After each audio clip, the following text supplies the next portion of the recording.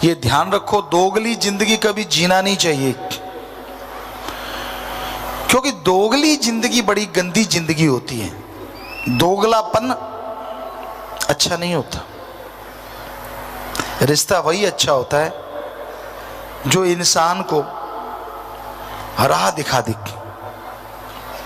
इंसान को रास्ता चलना सिखा दे।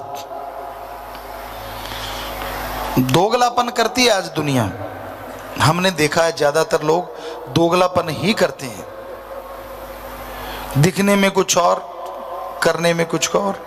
हाथी के दांत दिखने वाले कुछ और खाने वाले कुछ और। आज ज्यादातर दुनिया का रंग ढंग ऐसा हुआ पड़ा है।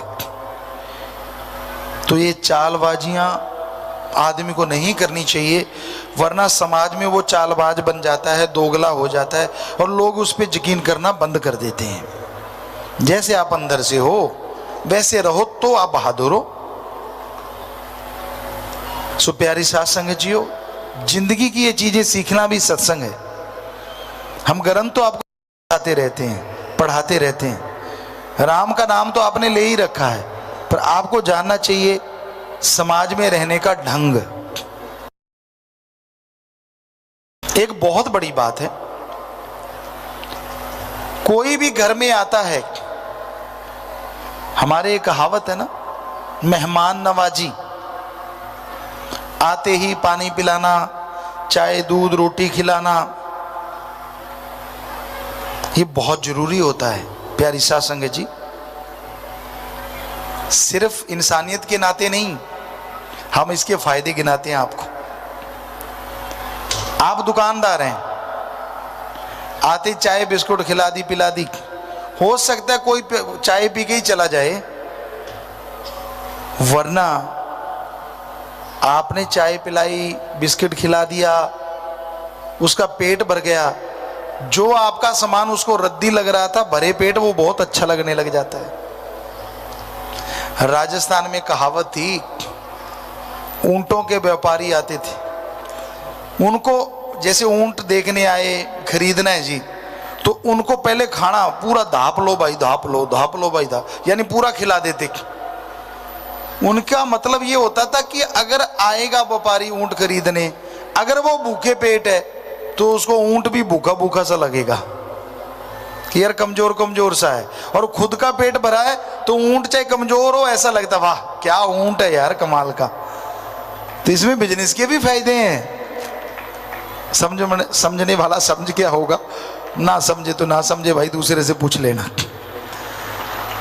क्योंकि इसके बहुत फायदे हैं। तो इसलिए हमारे कल्चर में, हमारी संस्कृति में आने वाले को पहले पानी पिलाते थे, फिर खाना खिलाते थे, ताकि उसको सारा कुछ अच्छा अच्छा लगे। भूखे पेट तो भगवान का नाम भी अच्छा नहीं लगता। और आपको भी कहीं भूख तो नहीं लगी ज्यादा?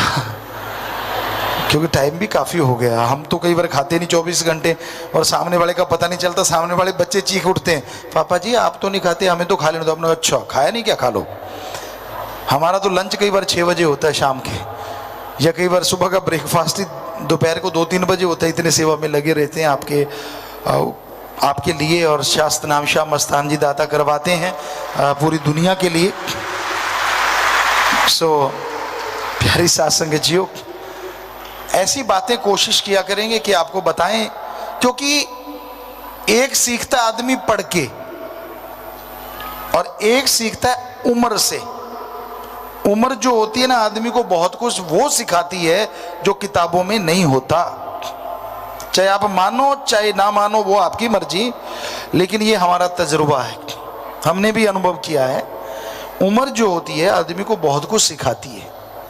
जैसे जैसे आप आगे बढ़ते हो, लोगों से आपका व्यवहार पड़ता है, आप दुनियादारी में विचरते हो, आपको पता चलता है कि किस तरह के लोग रहते हैं, कैसे होते हैं, कैसे ठगी मारते हैं, क्या होता है क्या नहीं। पर आपको समझ जाना चाहिए, और आंखें बंद करके यकीन मत किया करो।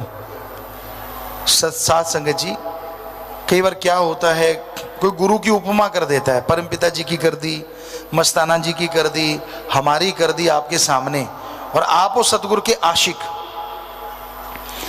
उन्होंने उपमा गाई और आप पूरे के पूरे उन पे फिदा हो जाते हो, यार ये तो पूरा भक्त है। ना बेटा ना, ऐसा मत किया करो। यहां इतने चतुर चालाक लोग हैं, उनको पता है कि ये सत्संगियों के सामने सतगुरु की उपमा गाओ, चाहे फिर इनका घर ही लूट के ले जाओ। इसलिए परमपिता ने कहा रहना मस्त ते होना होशियार चाहिदा। इसलिए होशियारी हमेशा रखा करो। उपमा की है, शाबाशी करो। कोई गरीब है तो चलो 2 रुपए दे दो, खाना खिला दो उसको, ये बढ़िया है।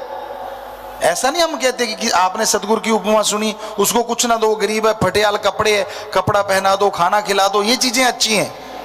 पर कहीं उसको बाबा बना के ना बिठा लेना, क्योंकि 5-7 सत्संगियों के साथ ऐसा हो गया। घर में रख लिया और वो घर साफ करके भाग गया। तो ऐसे हमेशा सुचेत रहना चाहिए, क्योंकि दुनिया में बहुत ठग घूमते हैं। और होशियार रहना चाहिए, सचेत। ऐसे बच्चों को, बेटे बेटियों को हमेशा सचेत रहना चाहिए कि ये तो सत्संगी भाई है, नहीं ये तो वो फला। कोई किसी का भाई बहन नहीं होता। आपके रियल में बहन भाई हैं, उनसे रिश्ता निभा लो, इतना ही काफ़ी है। ऐसे आगे से आगे पींगे मत डालो, मेरा धर्म का भाई, धर्म की बहन, फलानी बहन, धिंकड़ भाई, ये सब मन की चालें हैं। कुछ नहीं होती ऐसी चीज़ें, बड़ा ही मुश्किल है इस कलयुग में। रिश्ते तो खुद के निभा लो, उतना ही काफ़ी है। आज के युग में सके बहन भाई की तरह रह लें, समझ लो मालिक की रहमत है। धर्म वाली तो बात छोड़ दो आप।